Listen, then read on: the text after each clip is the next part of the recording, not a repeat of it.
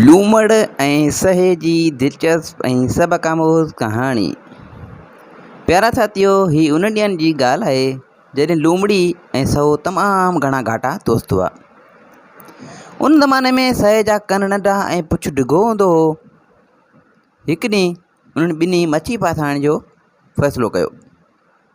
हुननि ॿिन्हिनि सोचियो का मच्छी फासाइजे ऐं खाइजे, पर हिननि वटि मच्छी खे फासाइण लाइ न को कुंडो हो ऐं न ई वरी का ॼार हुई। सो लूमड़ी चयो, ए मियां साहा, तुंहिंजो एॾो डिघो पुछु आख़िर कहिड़े कमु ईंदो आहे?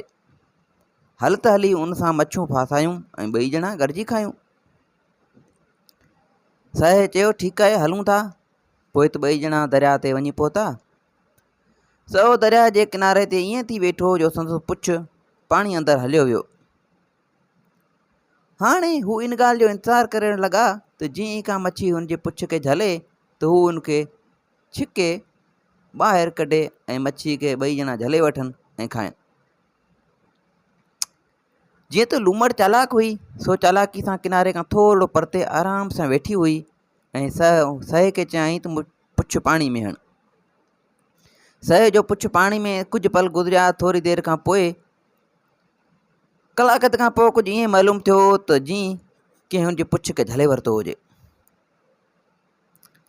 सहे लूमड़ी खे रड़ करे चयो, ओए मासी लूमड़ी, लॻे थो त हिकु तमामु वॾी मच्छी मुंहिंजे पुछ खे चोटी वई आहे। वारो कर, हाणे मूंखे ॿाहिरि छिक त मच्छीअ खे झले वठूं। लूमड़ी डोड़ी आई ऐं दरिया में लीओ पाए चयो, मार, ही मच्छी त न पर हिकु तमामु वॾी कुमी आहे। ए माॻे इहा कुमी तोखे दरिया में न छिके वञे। लूमड़ी जो इहा ॻाल्हि कई त सहे जूं दाहूं निकिरी वियूं। चयाईं, हाणे छा थींदो? मूंखे बचा, न त आउं मरी वेंदसि। मुंहिंजा पेर पिया तिरकनि, इजो त पाणी में किरंदसि त के निकिरी कोन सघंदसि। वारो कर, मूंखे छिक।